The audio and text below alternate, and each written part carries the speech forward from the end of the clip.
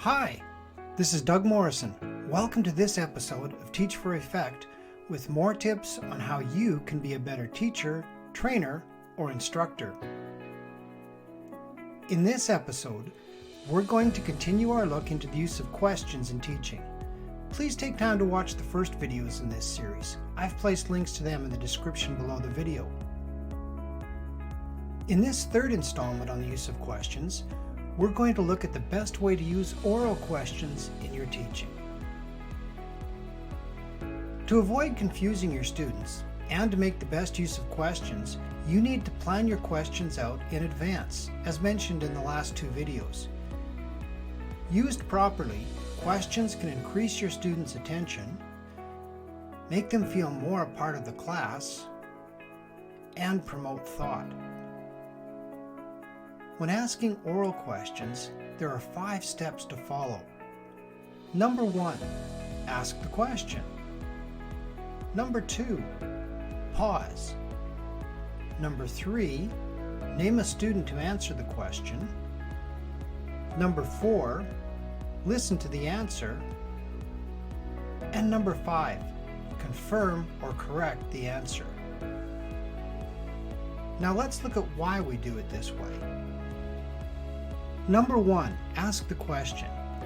State the question using all the properties of a good question as discussed in the last two videos.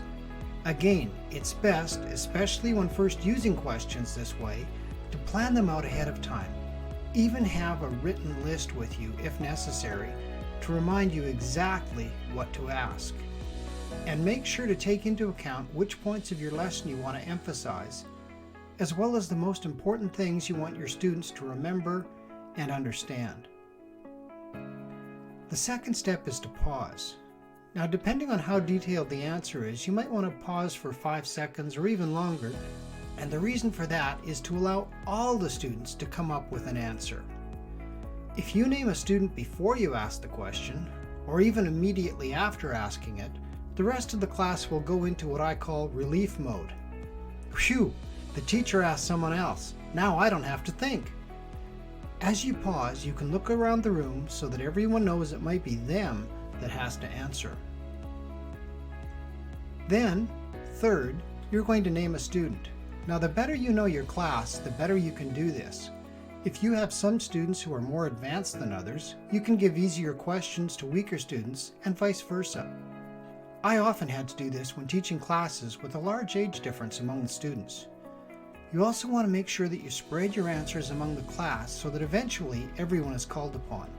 Some teachers use a seating plan for this, but make sure not to follow a pattern, or students will know when it's their turn and when it isn't. One suggestion is to keep a list of the names and cross off each one as they answer, rather than going back and forth or up and down the rows systematically. From time to time, you might even want to call upon another member of the class and ask them to confirm the answer given by the first student.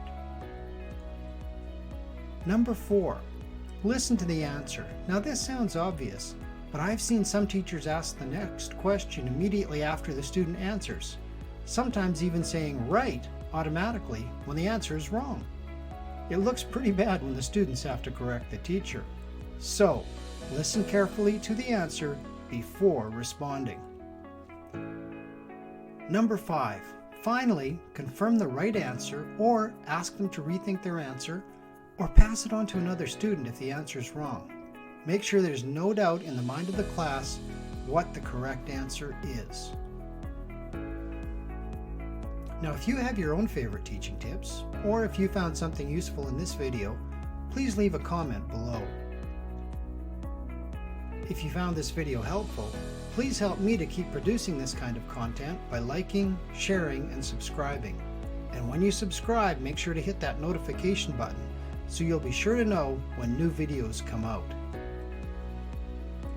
If you'd like to see more videos with helpful teaching tips, check out the links below. Do you ever feel that your students aren't fully engaged in your lessons, or that they aren't learning your material as well as they need to?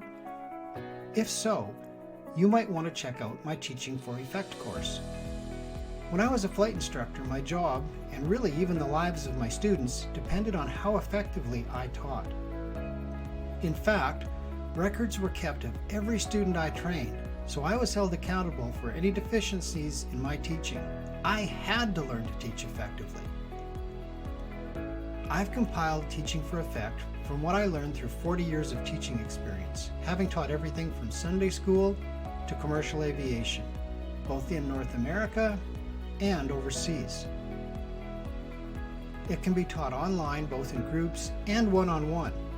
Or if you prefer, it's also available as an online self-paced course that comes complete with a workbook and homework assignments that can help you apply what you learn in your own teaching.